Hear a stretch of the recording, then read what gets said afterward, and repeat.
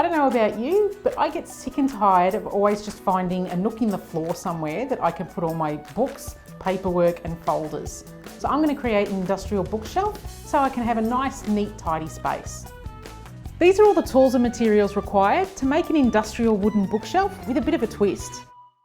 By the time it's complete, friends and family won't believe that you've made it yourself. So let me show you how.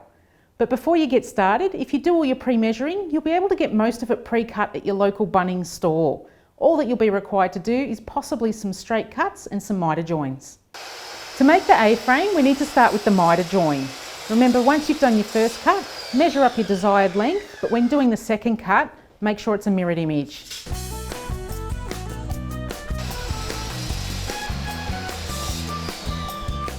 The miter joins have now been cut, so we need to put the basic A-frame together. To do that, we need to pre-drill, glue and screw it together.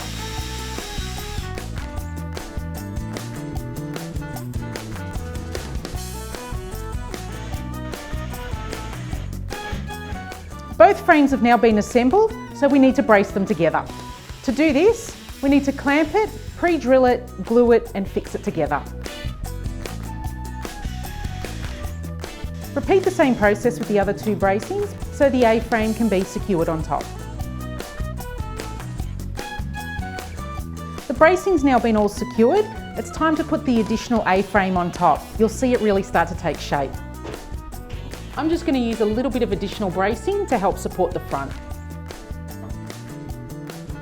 Now that I've lined it all up, like the bracing, I need to pre-drill, glue and fix it together.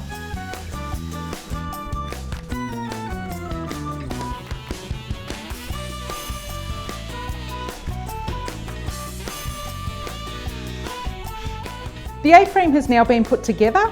Now I need to secure the bracing for the shelves. To do this, I'm going to flip it on its side. You can have your shelves as close or as far apart as you like. For my one, I'm just going to have the two. To fix the bracing for the shelves, it's the same thing as the bracing for the actual frame. You need to pre-drill, glue and screw it together.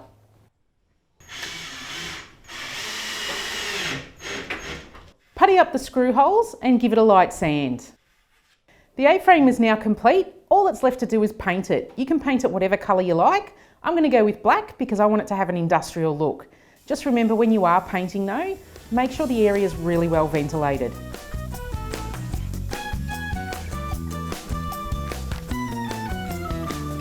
For the shelving, I'm using a hardwood. The best part is you can get it pre-cut at your local Bunnings store, so all that's left to do is give it a light sand and a coat of wax. By putting a coating of wax on it, it'll help bring out some of the texture and grain in the hardwood. It'll also help protect it. Everything's now ready to be assembled. The hardwood shelving will hold it all together, but if you like, you can secure it to the frame just for some extra stability. Because the inverted frame won't stand up on its own, you may need an extra set of hands to help hold it in place. If you don't have anyone though, you can also clamp it. So there you have it, the industrial bookshelf is now complete. It looks fantastic. You can do the shelving in line with the actual framing if you like, or you can just leave it with a straight edge. You can do whatever you like. But it will definitely be a talking piece amongst family and friends because they'll never believe you made it.